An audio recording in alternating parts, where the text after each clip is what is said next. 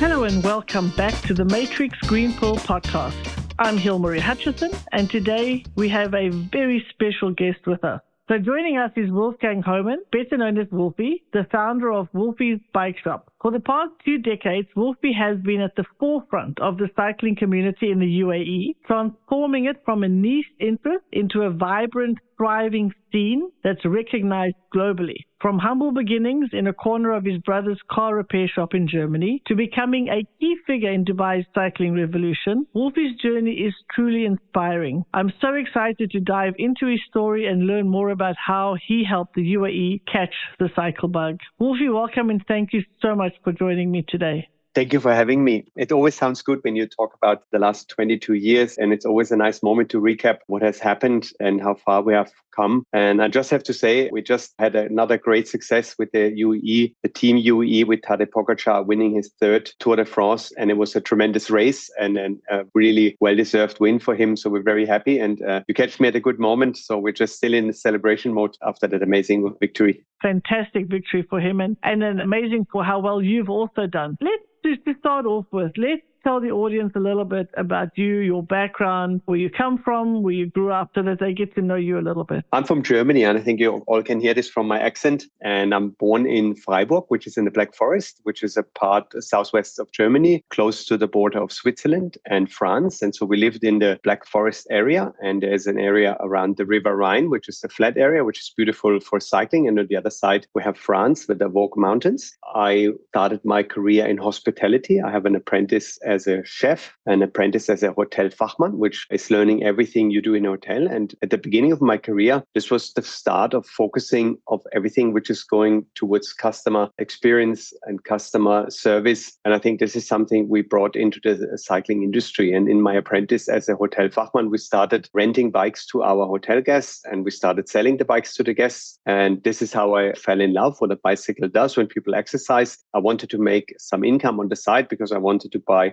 a car when I'm turning 18. So there was certain motivation in order to get this going. And over the years, I had my business as a, let's say, side hustle. Then it came to be a full-time employment for me and a full-time job. And around my 30th birthday, I decided to look into the situation in Dubai. My brother lived here in Dubai, and I convinced my wife and my daughter, Anne-Sophie, to go to Dubai. And we opened a business 2002 in August 18. I came to Dubai and opened Wolfie's on Sheikh Zayed Road. What a story. My goodness. So starting out as a chef, slowly moving into bikes, starting to love the biking industry, and then the side hustle into a full-time role. So that was sort of a gradual move that you made across. And yet, as you say, your skills as a chef and the skills you learned in your younger years still come into play and have been useful throughout. You mentioned 22 years ago you came to Dubai. What were some of the initial difficulties and challenges you faced when you first opened your bike shop in Dubai 20 years ago? Dubai has been a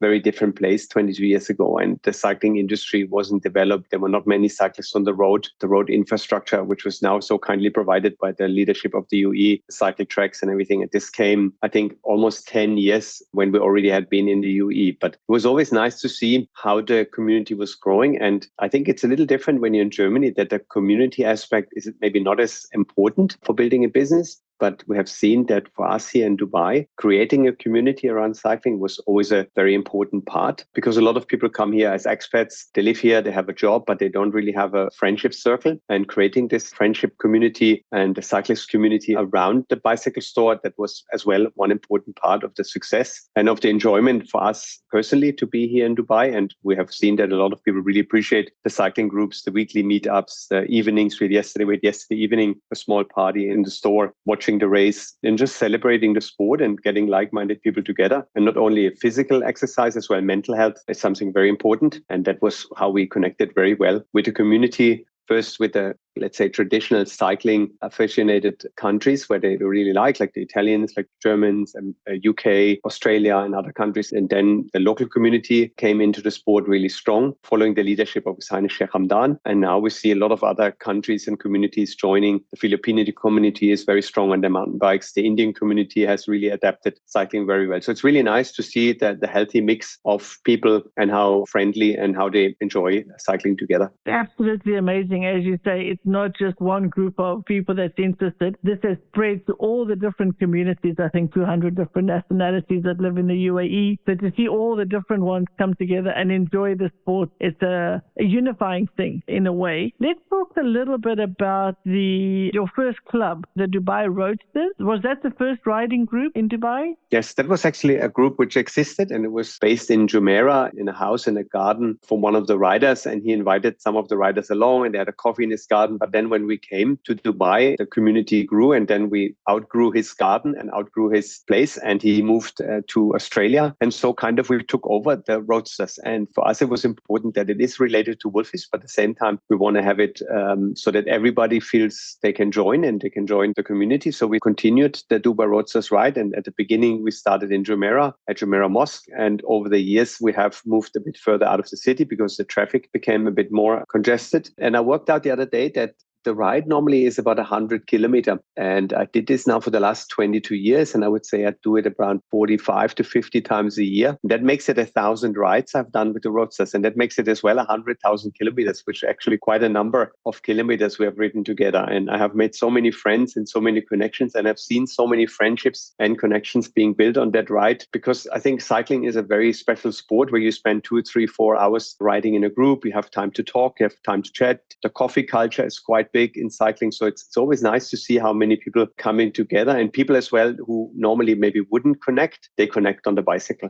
I love that. That's absolutely brilliant. So again, building community, building those friendships. It's not a competition. It's actually building those relationships. Now, Dubai has an extensive cycling infrastructure. How has that helped to impact the cycling community and possibly also your business? I mean, the cycling structure and infrastructure was very helpful, that the cycling tracks were built, and that was an amazing help for us. Yeah, I think that really was the place when it took off, when Al Qudra was built, Medan was built, and it just became a little bit more accessible and easier. The shower facilities are amazing. I think that you can go there, put your bike in the morning in the car, drive to that place, go out, have a ride, and have then a shower, have a coffee, have something small for breakfast, and then go to work. I think that's really something which is, I'm not aware if there's any place in the world where you have these facilities. I'm very happy, and it's a very fortunate situation we are there. And it's the vision of the leadership to create an even happier and healthier UAE, I think, is clearly visible in such actions. Let's change our focus a little bit and talk about business. We mentioned earlier that you started from the ground up in Dubai. What are some of the strategies and tactics that you've used to build your business from the ground up? As I said, it was always very customer focused, and we always felt we're in a position to just help another cyclist to find the best bike. We spend a lot of time informing customer about the different choices. It starts actually before the customer comes into our store. We have a very strict process of deciding what goods make it into the store. So we have a group of specialists here in the store, and we look at products, if it's a new helmet brand, a new glasses brand, a new bike brand, or whatever. So we look very carefully in, do we feel this is really a product which is representing the best available in the market? And then we decide to bring it into the UAE and present it to our customers. So I think every time customer come to Wolfies, they can choose, securely, because we have checked and we've done the homework for them, and we present them something which is uniquely special. As well, we have a big team. I think we run a different business in terms of customer service. We always feel like we are a 5-star hotel. That links back to my hospitality background, where I learned how it is. I think we want to create a feeling like a good hotel when you walk into one of these amazing and beautiful hotels we have in Dubai and Abu Dhabi, and you walk into that hotel and you feel like you're home. The receptionist greets you with a smile, and everything is kind of falling off, all the stress, and we're just taking care of you from A to Z. I think that's always something we had in mind. And luckily as well, the customer base of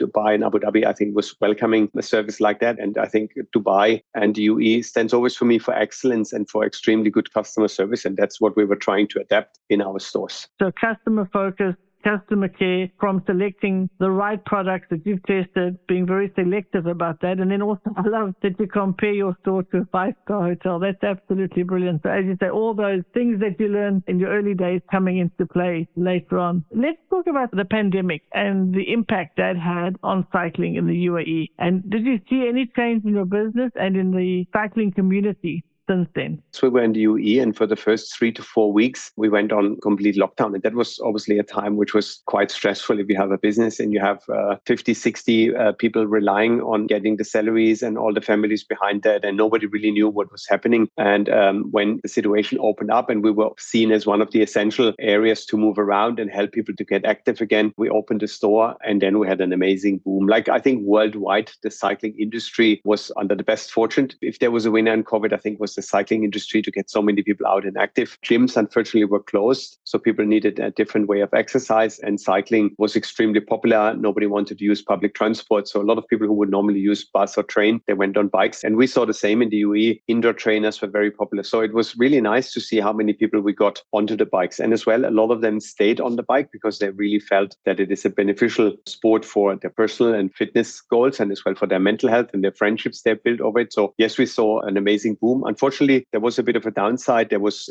supply chain issues. There was a bit of over ordering. Obviously, then everybody expected the market to grow and continue like that. And that unfortunately didn't happen. So we had a bit of an oversupply in the market, but I think we're on the right direction. The industry, I was just at Frankfurt Eurobike, which is the biggest trade show. And I met with industry specialists from all different supply chain and companies. And I think the industry has a good outlook. I think the next 12 months, 18 months, I think the COVID wave should flatten out again. And I think then we're looking into a bright future. And the UAE has invested heavily. And I think the victory of Tadej Pogačar and the Team UAE Emirates, I think it's a clear signal for the world that cycling is here to stay. We have a lot of plans developing more cycling facilities. We have an amazing Abu Dhabi velodrome coming on the island of Fudairiyat. A lot of activations from the government to improve the infrastructure. So I think if you're into cycling or you want to get into cycling, it's the right time. And it will only get better from here.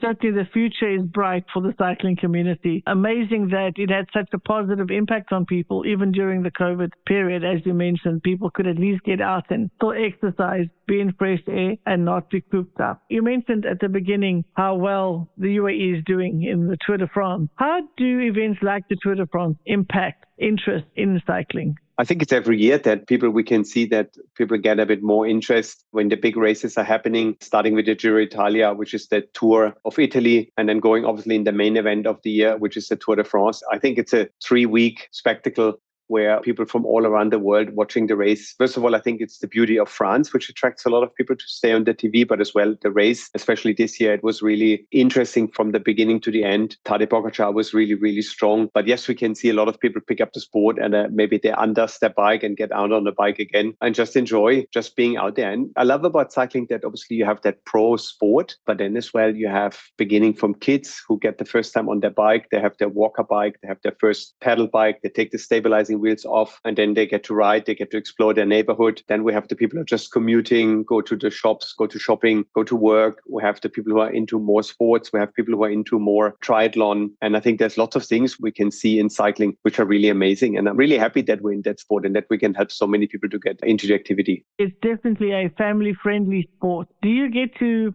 cycle much with your family? Yes, my wife is actually cycling a lot, my daughter as well. And I think my wife has never cycled so much in her life. She really, in the last couple of years, she really picked up a lot. She's part of the cycling community for females. We have specific events and days where we have only female riders get together. I cycle normally 3-4 times a week. Yesterday, I did a ride with our riding group and it's about 90 to 100 kilometers. And it's always amazing to see I'm riding a lot in Medan and how many people are on the cycle track. If you go there in the morning, 5 o'clock, 6 o'clock, 7 o'clock. I think there's hundreds, if not thousands of people are riding as well. Medan, Kudra is a place where you find lots of people. And it's just amazing to see how many people are getting up that early, start their day with some exercise and prepare themselves for another busy and demanding day in the UAE. Now, looking back at your journey, what are you most proud of in terms of your contributions to the cycling community and the growth of the sport in the UAE? It was a bit crazy, you could say, coming in August 2002, sitting in a plane, sending a container with some bikes and then opening a showroom on Sheikh Zayed Road and think that anybody would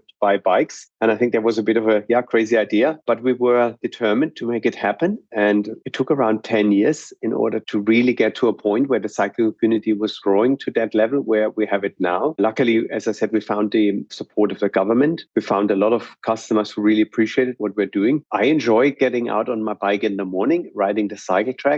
enjoying the facilities and seeing all the people smiling, having a coffee afterwards, friendships. I think this is the biggest motivation I have, that we got so many people into the sport. And as well, that led us to investing into an events company. At the end of last year, we acquired a company from Abu Dhabi, Gulf Multisports, who have done a tremendous work for the last 10 years, organizing and helping to organize events like the Tri-Yas Triathlon, Abu Dhabi Marathon, and other big cycling events and triathlon events and running events. So getting more people and giving them an opportunity to participate in sports and make friends in sports and give them an aim to train. This is another part, plus Wolfie's Cycling Academy, where we help children and other people learn how to ride a bike, because there's still a few people out there who don't know how to ride a two-wheeler. And it's nice to get them on bikes and get them to fall in love with the bicycle. That's another project we're working on right now. Congratulations. You have taken you, as you say, some time, but you've certainly built a very successful business, and you've had a definite impact on the community, which is just absolutely brilliant. So thank you for that. Now we've come to the segment of our show where I'll ask you some rapid fire questions, our version of a game show. Are you ready? I'm ready. If you could go on a cycling tour anywhere in the world, where would it be? I love the Black Forest, but I would love to see as well riding in some of the mountains I have missed from the Tour de France in France. What's the strangest or most unexpected thing that's ever happened to you while out on a ride?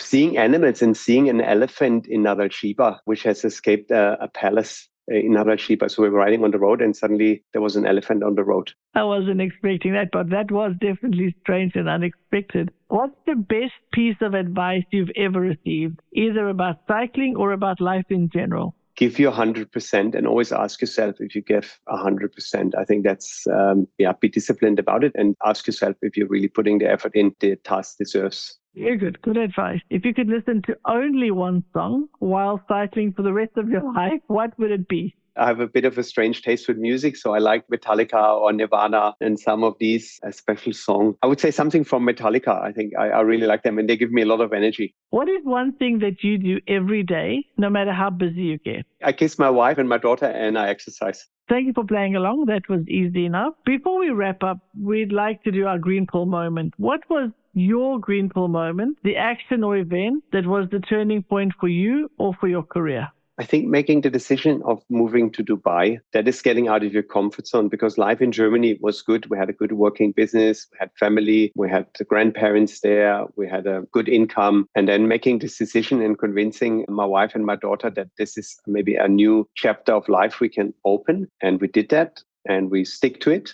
We were very disciplined and really hardworking about it. But I think that was really a moment my life could have gone a completely different way if I wouldn't have done this decision of taking that leap of faith and working hard on it. Yeah, that's for sure something. And again, if I could travel back and would change anything, I wouldn't really want to do that, because I think everything I had in life made me to who I am today, and all the challenges and maybe some hardship. Yeah, maybe even some failures. I think you always you take a learning from it. And I think without these things, without these difficult moments, I think I wouldn't be there and I wouldn't have the learning and not the opportunity to make it better. So I think everything which so far happened in my life served me in hindsight a very good purpose and made me to the person I am today. And I'm looking forward to grow further and see what we can develop in the UAE. Take that leap of faith. You never know where it's going to go. And also don't shy away from challenges and don't shy away from failures, because we learn and we grow from them. I think those are excellent learnings to take away from your experience. Thank you so much for sharing your incredible story with us today, Wolfie. I'm sure our audience is going to really enjoy this conversation. Your journey and insights will definitely inspire many young entrepreneurs and cycling enthusiasts alike.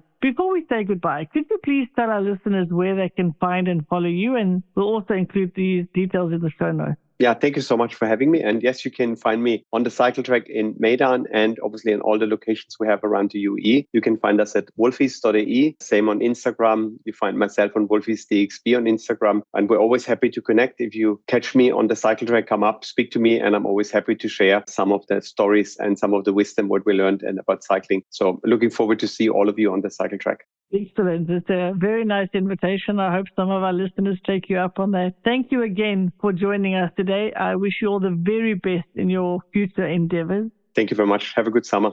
Thank you. Thank you. And to our listeners, if you enjoyed this episode, please remember to like, share, and subscribe to the Matrix Green Pill podcast. Stay tuned for more inspiring stories and valuable insights. Until next time, take care. If you enjoy our conversations, please like and subscribe. See you next Wednesday.